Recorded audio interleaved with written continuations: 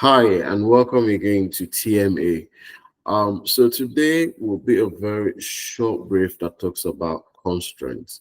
Now, you may ask, what is constraints? But as we get into details, I'll explain that better. Now, for those of you who attended our last class, you were given an assignment, and one of the things that were taught was having to use icons and how to pull them in your design when designing a landing page. Now, for most of you, will maybe experience something like this, whereby you put up an icon such as this and whatever icons that you find in your assignment, but you realize that each time you put up an icon and you want to expand or increase the height or length of your frame, you find out that the icon moves away from its position just like this. You can see that the icon has moved away from this position. It's been distorted. Now, this would affect the whole appearance of your landing page, and this, I know, is not what you want. Now, you may ask, how do I solve this problem? It is very easy, and that's where constraints come in. Now, how do you do this? Now, this is what I would say you should do.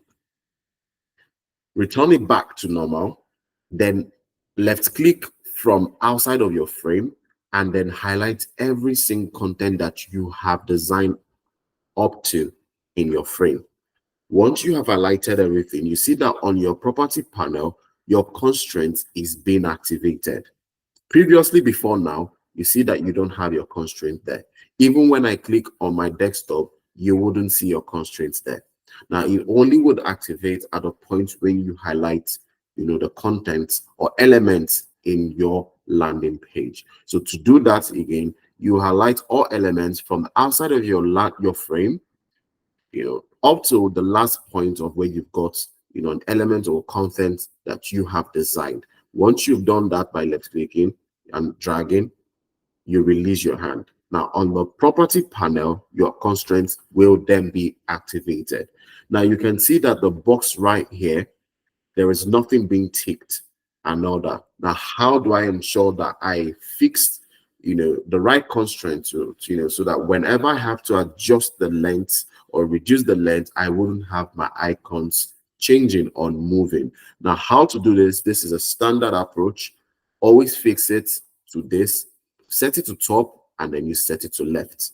So these two should always be ticked.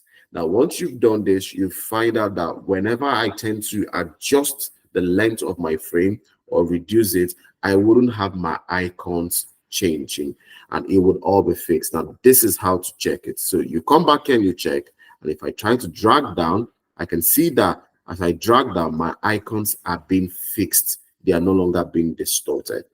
Now, this is another thing I'll basically say again.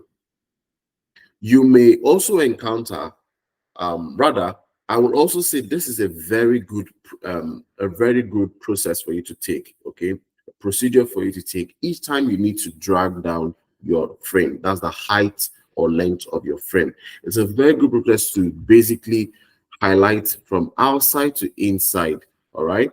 Ensure that your constraints are being set. Now, you may find that you try to do that. One of them may be set, the other is not.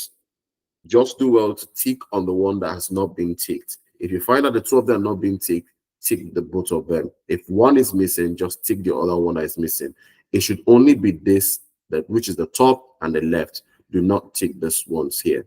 All right, just the top and the left, and then you drag down. It's a very good practice. All right, it would ensure that even regardless you've got your icons there or not, that you've got your elements all fixed without it being distorted, especially icons. Icons are usually always affected, if your constraints are not being fixed.